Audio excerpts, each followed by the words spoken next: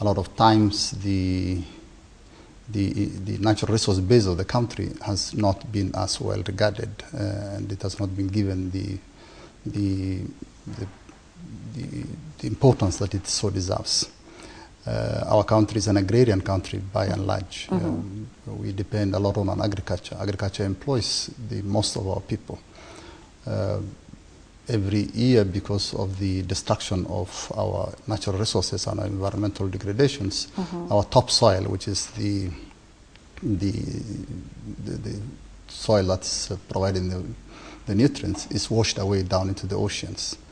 Our water resources are dwindling, and the quality of our water resources is becoming less and worse. The catchment areas that contribute to the water resources is rapidly being degraded and disappearing. Our wetlands are disappearing. We are rapidly urbanizing as a country. In the years past, we were below 10% when we had our independence. By 2030, we will be around 60% urbanization. And this brings massive challenges to the management of the environment. So all these issues contribute to what you called the climate change. When you walk around the streets of Nairobi and most of the urban centers in Kenya, we are getting choked with the number of vehicles. And all these vehicles continue to emit gaseous substances that end up in the atmosphere. What is happening in Nairobi is true what is happening all over the world. And so climate change is the most serious challenge of our time in the 21st century for the entire world. And unfortunately for Kenya and most African countries, we are the most vulnerable countries in the world. We contribute minimally, although I've said that we are rapidly urbanizing and we have massive influx of vehicular traffic in our country, particularly in our cities. But compared to elsewhere in the world, the contribution of our country is minimal. It's below 0.1%. And the temperatures are increasing. Right. And so a lot of work needs to be done. There's a lot of happening globally. There is international negotiations to see what can be done to remedy the situation. Okay, when you put out these issues, you know, there's a question that comes to mind because there are some issues that are unstoppable, like urbanization as well as population increase. You know, they will continue to affect us, and they will continue to happen because they are inevitable. But then, how exactly can we as Kenyans or as Africans, you know, try as much as possible to make an influence in, you know, reversing the effects of global warming and reversing the negative effects of climate change as personal responsibility and as nationals, as stakeholders? How exactly can we play a role? The fact that global warming is happening is a given fact. There's been a lot of talk previously whether or not it's a reality. It is now a fact, it's a reality, it is happening. Global temperatures over the last 50 or so years have increased by 0.8 centigrade. It is expected that in Africa, and the scenarios that we have developed in the Ministry of Environment indicate that the temperature increases for our country, particularly for the ASAL areas, will be in the range of 2 to 3 degrees centigrade by 2050. So what needs to be done? What needs to be done is to realize that this is a reality and therefore start adapting towards this reality. And what the global community did when we met in Rio last June in the big meeting of Rio Plus 20 is to accept that global warming is happening, and therefore we need to change the ways we do our economic development and turn towards green growth and adapt low carbon development. In Kenya, there's a lot of adaptation programs that are currently taking place. Our energy consumption is likely to be 100% renewable by 2015. We are currently at around 60 to 70% renewable, and the government is investing enormously into the renewable energy sector, the geothermal, the wind energy, the solar, and so on.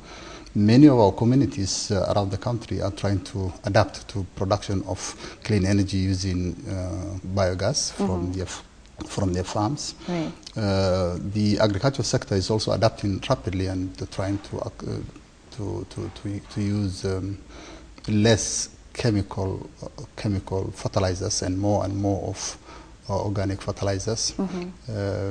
Even in our building sector, yesterday I was very impressed that I went to visit the only building that has been certified as the gold standards as a green building, the first one in Africa, and that is the business center or the business facility, business school of Strathmore University. Strathmore University. Yes. Very impressive. The only accredited green building in the country, in Africa, in fact, and many more seem to be coming up. Okay. So we are slowly adapting to these issues as peoples. Our agriculture is changing, our building is changing, and as I said, the investment in the clean energy is also taking massive investment from the government. Okay, that well put. You know, one would, as a Kenyan, one would ask the question: what role the National Environment Management Authority is playing in regards to influencing, you know, or revoking and reversing the skirmishes of global warming, which of course do affect climate change, because many times this management authority has come into the spotlight for not exactly enforcing the law when it comes to issues to do with environment. And this is the part where most Kenyans would like to know exactly what role this management authority is playing in regard to reversing the global effects. The reversal of climate change. Some of the effects. Yeah, let me again underscore the fact that cannot be achieved singly by any one country, particularly a country that contributes insignificantly. Yes. As I said, Kenya produces less than 0.1% of the total emissions in the atmosphere. That is not to say we should not do anything. And we should do something and try to contribute to the reduction of the greenhouse gases. Those who need to do something about climate change and global warming are those who contribute the most into the accumulation of greenhouse gases in the atmosphere. Who are these? Industries. These are the industries, but the most industrialized countries. Between America and China, they contribute 50% of the total emissions.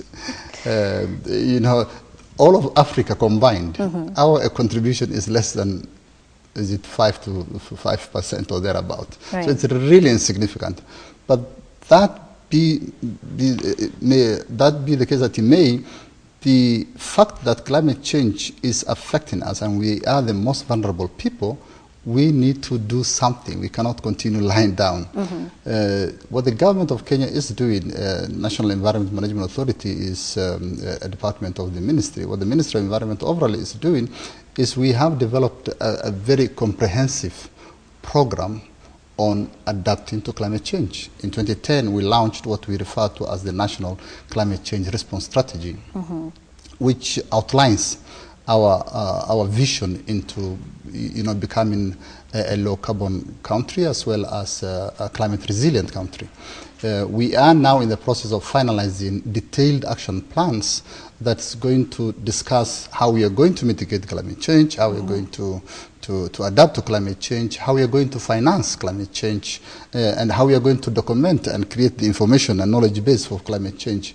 And more importantly, of course, how we are going to come up with you know, long-term policies as well as a legislative framework to address the issues of climate change. We are in the final stages of developing this action plan. We have finalized it. We hope to conclude it end of this month and launch it, you know, in a very big event sometimes next month in October. Right. So we are developing the policy. As you will probably know, the country has currently started the process of developing the next 5-year plan for the country. We refer to it as the MTP, the medium-term plan, for the realization of the Vision 2030. The first one was 2008 to 2012 rather. So the next 5-year plan is 2013 to 2017. And that development plan, which we have just commenced, as government to elaborate together with all stakeholders, is going to detail the vision of the country towards becoming a low carbon emitting country, as well as a climate resilient economy. And that is what we are now working on. I'm glad that the stakeholders, the big stakeholders, the corporations, the factories and industries, the agricultural enterprises, the big building owners, all are realizing energy efficiency is a household thing. And more and more facilities are now trying to reduce their energy consumptions. It is cost benefit. It's also helping the environment. Just keeping it with the environment, just recently we marked World Environment Day. Months ago, we marked World Environment Day, and one of the issues that did come out quite very strongly from the Kenya Forest Services was basically the fact that Kenya looks forward to achieving a 10% forest cover. And this 10% forest cover is definitely not going to be achieved in 1 year or 2 years or so. It's going to be a long-term thing. But then one would like to know, we continue to urbanize, or urbanization continues, and all sorts of environmental degradation continues, including infringing even on the reserves that we have in the country. So one would like to know, how exactly is the policy going to go when it comes to achieving the 10% forest cover, so we can be able to also play a role in climate change? That's a good question. Our constitution provides for maintaining at least 10% tree cover across the country. Unfortunately, over the years, our forest has been degraded and destroyed from a high of about 12% of our total land area to around 2% of the close canopy cover. The actual percentages vary depending on the canopy percentage that is adapted, from 2% to about 6%, but still it is unfortunately extremely very low and continues to be degraded. The fact that the constitutional provision requires us now to maintain that obligates the state and every citizen of the country to achieve that.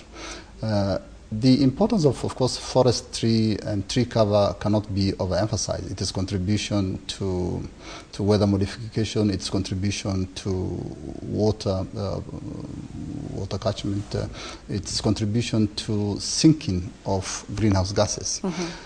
So with reference to climate change, one of the things that we are able to do as a developing nation particularly is to maintain good forest cover of about, as we said in the Constitution, 10%, so that this contributes to absorbing, sequestering, as you call it, the carbon dioxide in the concentration in the atmosphere, as well as contributing to the modification of the local environment.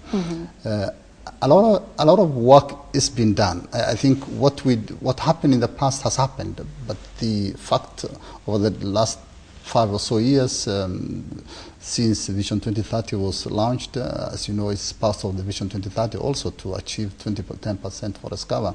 There has been massive restoration programs.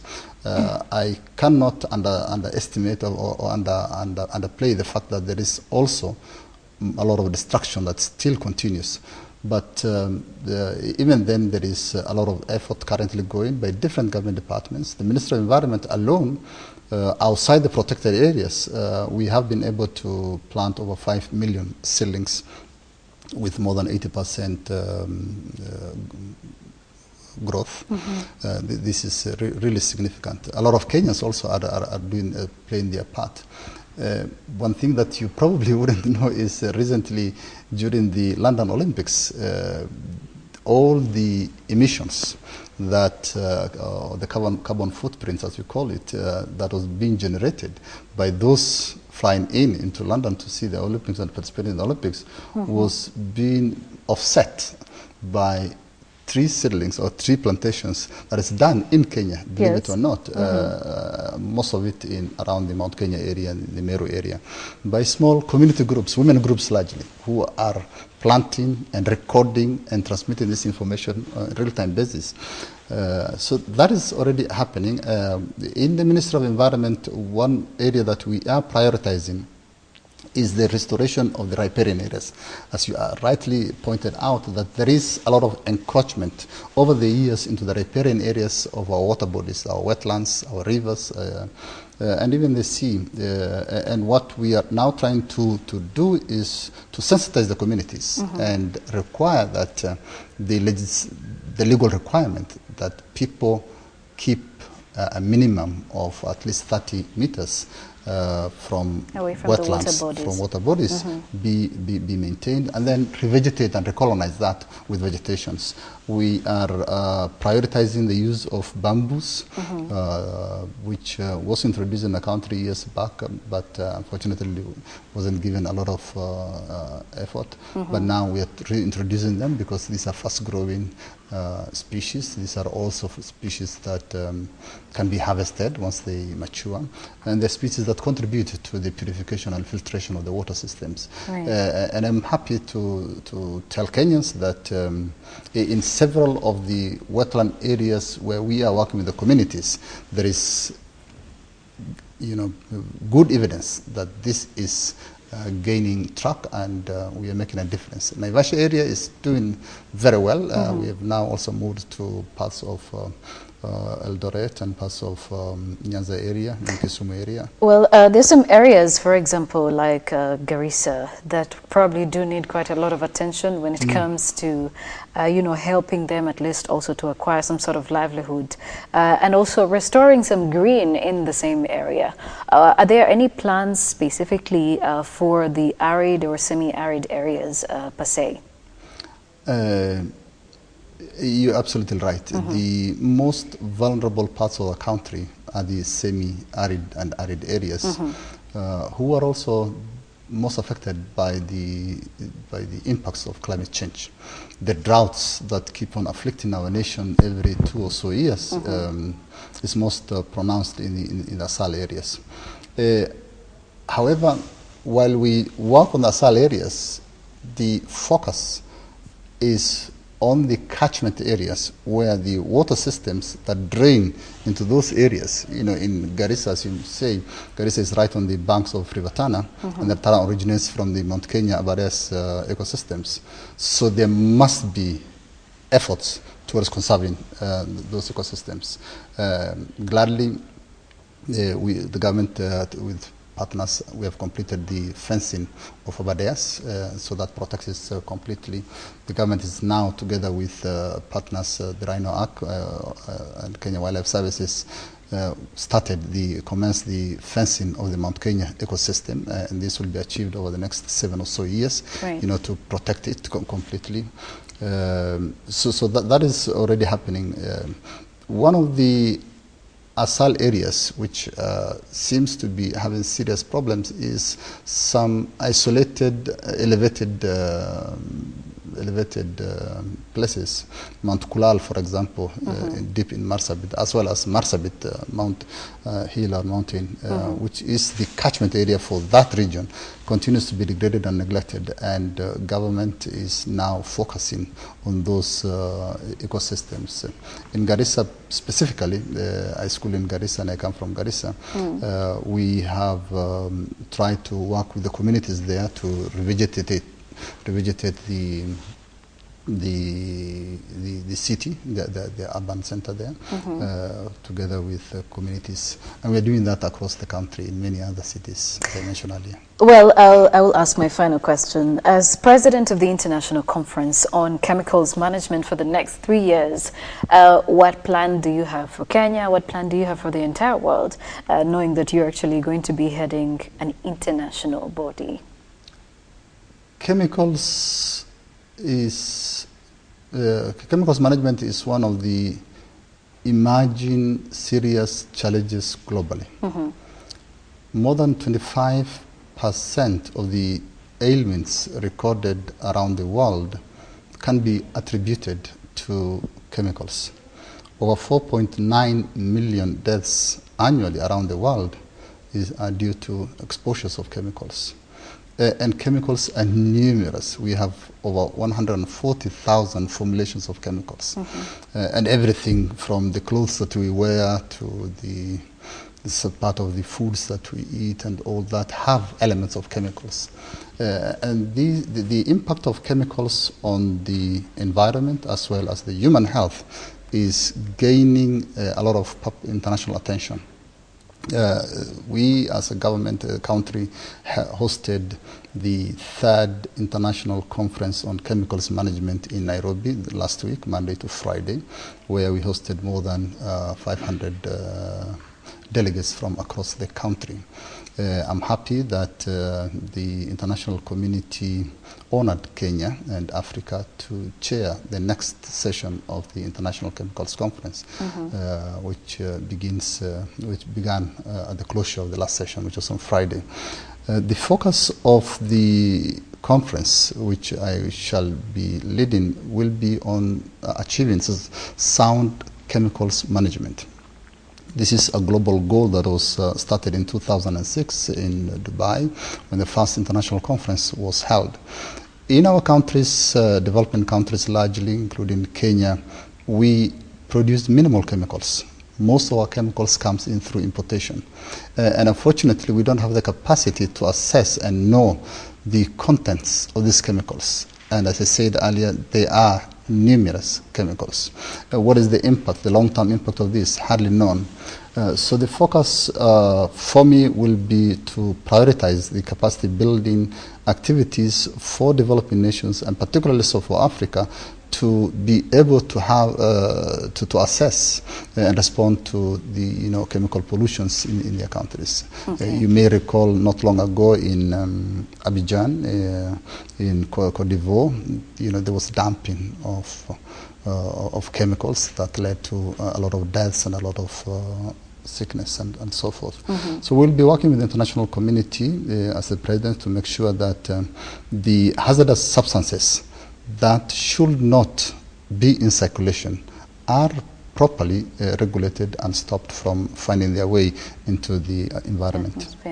All right. Well, thank you so much. It was an honor having you in the studio and enlightening us on some of the policies that Kenya is working on, and also the fact that you have a 3-year journey as the president of the International Conference on Chemicals Management.